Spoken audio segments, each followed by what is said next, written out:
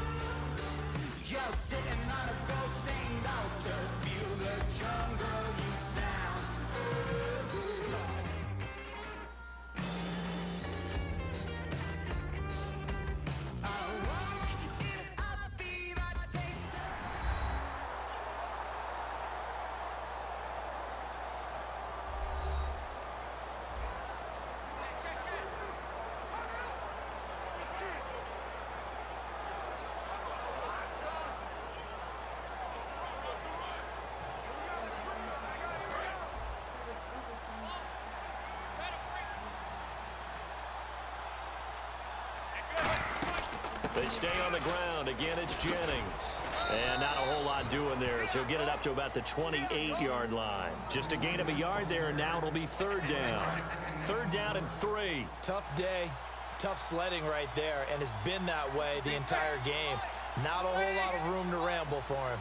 Yeah, you're right. It's been that way all afternoon. Didn't get a whole lot better there.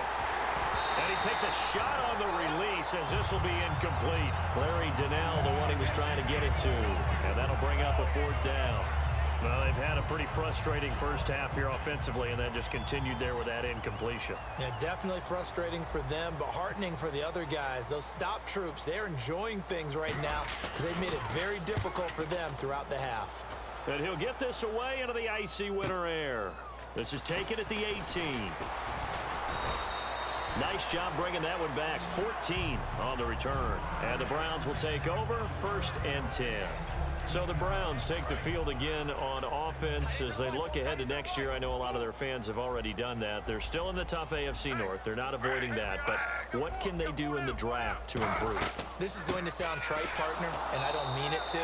But what they need to do in the draft is actually hit on players. And that's been the tough part for them. They've had a lot of high draft choices in recent years, but they haven't really panned out. Got guys that were picked to two number 1 picks a couple of years ago. Neither one of them with the team at this moment. They got to hit on the guys that they take in order to improve this roster. Great protection. And the pressure getting to RG3. He's brought down for the sack. It's the big offseason signing from Miami, Olivier Vernon. In there to bring him down for a loss of 7. A minute 59 to go in the first half. More from Cleveland after this. And now the Giants, they get the officials' attention and take another timeout. So that means they're down to 1 remaining here as we head toward halftime. So the D-line's going to spread out. And 5 in the secondary now for the Giants on third down. They'll run it now out of the gun. And he will lose yardage here back at the 23-yard line. Losing 4 yards that time. And now it's 4th down. Well, on that play, the expression, don't blink, you might miss something, certainly applied. That was fast. Defense diagnosed the play, and it was over in a heartbeat. This is Harris. Almost outkicked his coverage there. 48-yard punt, but 10 on the return. And it'll be Giant football, 1st and 10. New York set to take the field. And with this deficit, You can't have too many more drives like the last drive where you had to punt it away. You know what I would tell my offense? Into a double team, and it's intercepted. Picked off by Tramon Williams. And they are going to set up shop at the 32-yard line. And now the Browns offense trots back onto the field. And on the last go-around, they really couldn't get anything going. They had to punt from deep inside their own territory, which means you're going to lose the field position battle as a general rule. What they're looking for now is a little more consistency, move the ball at least a few times on offense, get a couple of first downs, and hopefully flip the field. Yeah, just something to build off of. That's what they're looking for here. On second down, here's Griffin.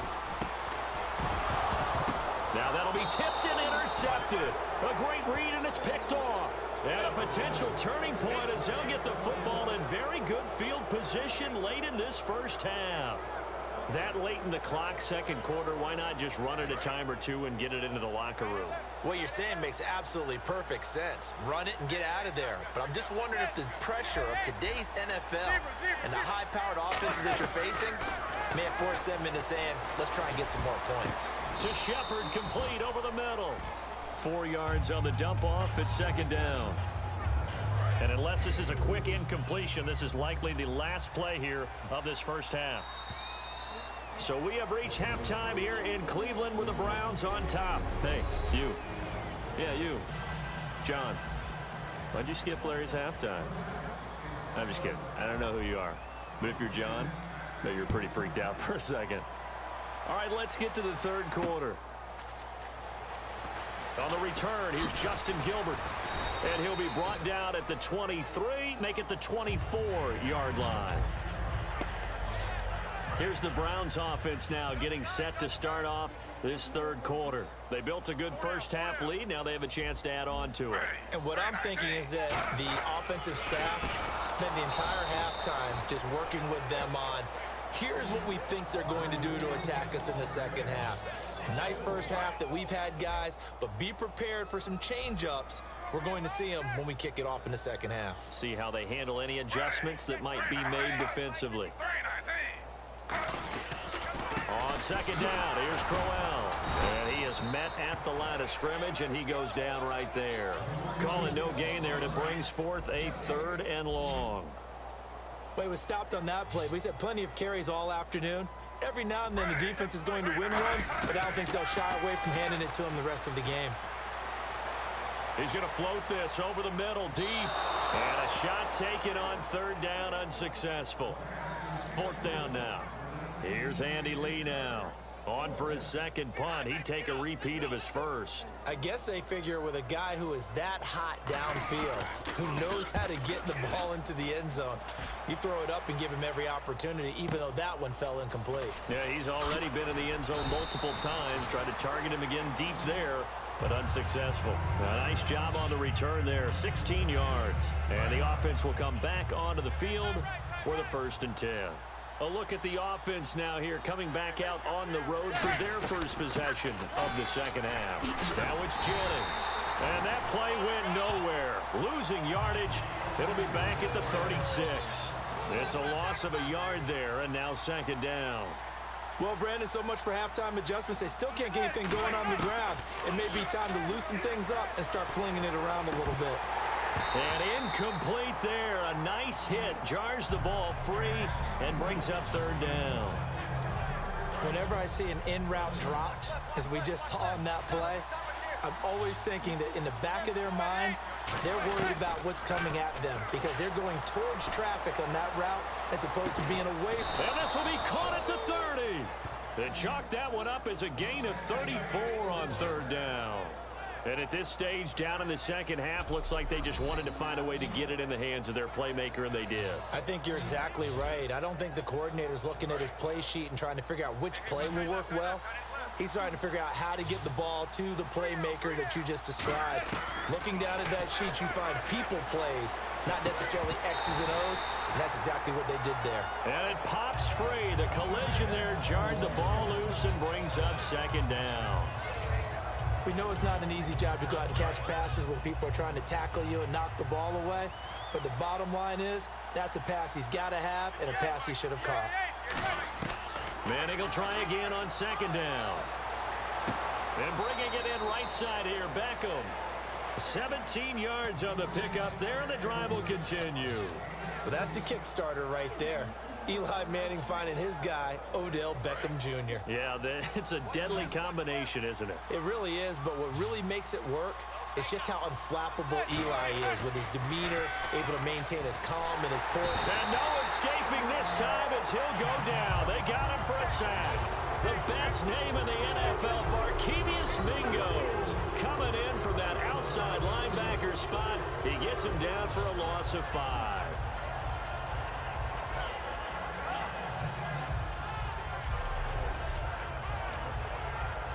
So the defense has put them in a tough spot. It's 2nd and long. They'll run it now out of the gun. And able to push his way forward here for a good little gain. 5 yards will get him back to the original line of scrimmage, but now they're looking at 3rd and 10. Now play number 7 of the drive as they're looking at a 3rd and 10. Now Manning. And that is caught. He's got it for a giant touchdown. Victor Cruz from 13 yards out. And the Giants are able to draw a bit closer. As a former DB, you might not like to see that, but from a wide receiver's perspective, those are the plays they dream of. Correct on both counts, all right? Because once he took off, I mean, let's face it, that should have been done in Big Sky Country. Aren't any speed limits out there? And off he went. Glad I wasn't the one trying to chase him. Brown now to kick it away after the touchdown. Here comes Gilbert. And he's up across the 25 and down at the 28-yard line. Heading out as the Cleveland offense now as they get set to take over here. They're out in front. Last time they had to punt it away. We'll see if they can add to their lead now. They don't want to go out and punt it away again. This team now wants to get a cushion, put people away. They want to run their offense and have it end up in the end zone. It's a pickup of 21, and it'll give the Browns a 1st down. And there they went crossing route against the zone defense. What do you think of that? Takes real coordination between the passer and the receiver because you've got to read them. And Crowell lost the football. And the Giants have it. It's picked up. And they'll take over inside the 45 at the 44-yard line. And New York set to take the field. And they're going to need another score. Got one last time, but still down here. When you're playing catch-up, every possession becomes crucial, doesn't it? It's vital. Get back out. A 50-50 ball here, and it's intercepted. A great read, and it's picked off. And a big turnover there as his guys will get the football back. And the Browns getting set to go. And last time, not only the turnover, but that turned into 6 points. They got to make up for that here. We always hear about empty possessions, but some are worse than others. You can have an empty possession, punt the ball away, get yourself set to play defense, but when you turn it over, it changes momentum, and when they take it downfield and punch it in on you, that's a bad possession all the way around. Yeah, but you're hungry to get back out there, aren't you? You better be, because otherwise, it's going to be a long day for you. And Griffin gives to Crowell. He only got a couple on that one, so not a ton of help. They'll have a 3rd and 8 forthcoming. Well, so many times we look at a short run and we praise the offense for trying to set the tempo and establish things, but the defensive guys, hey, they just won the battle there. It wasn't a big run given up. They don't always have to absorb the body blows. Sometimes they dish them out themselves. He finds Coleman. A good gain of 14 there, and it moves the chains. And, boy, they had high praise for this rookie receiver when we asked the coaches about him, didn't they? They certainly did, and obviously they liked his measurables. Otherwise, they wouldn't have brought him onto the team. Height, weight, speed, all of that. But how about what they really said? Competitiveness. That's what they really liked about him. The way he goes after the football, competes for it, and decides when it's in the air, it's his and only his. Damon Harrison, the one on the stop. So they're still at the original line of scrimmage here. 2nd down and 10.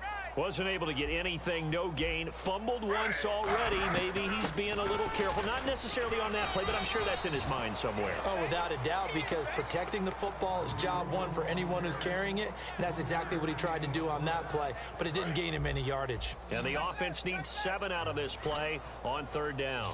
We always like to talk about defense in terms of levels. 1st level defensive line, 2nd level linebackers, 3rd level defensive back.